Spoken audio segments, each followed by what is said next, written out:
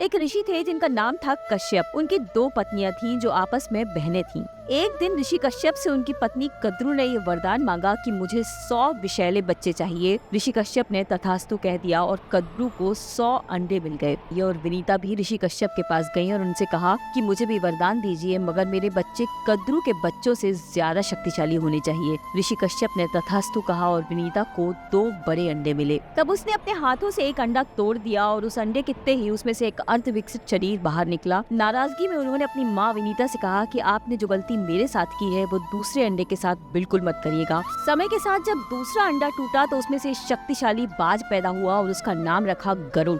इन सब के बीच गरुड़ की माँ विनीता अपनी बहन कद्रू से एक शर्त हारने के कारण उनकी दासी बन गई थी। गरुड़ को ये अच्छा नहीं लगा और उन्होंने कद्रू से पूछा कि मेरी माँ को मुक्ति कैसे मिलेगी, बताइए। तब उन्होंने शर्त रखी कि अगर तुम देवों के पास रखा समुद्र मंथन से निकला अमृत कलश ला दोगे तो तुम्हारी माँ को मुक्त कर दिया जाएगा। तब देवता पहुँच गए विष्णु जी के पास और सारी बात बताई, पर विष्णु जी को ये समझ नहीं आ रहा था कि गरुड़ के हाथ में अमृत कलश है पर वो उसे पी क्यों नहीं रहा है, कि जमीन पर पहुँचने के बाद तुम हमेशा के लिए मेरे वाहन बन जाओगे और मेरे साथ रहोगे। गरुड़ ने कहा ऐसा ही होगा और यहाँ पर भी अमृत कलश से जहाँ जहाँ बूंदें छलकी वहीं पर कुंभ का आयोजन किया जाता है।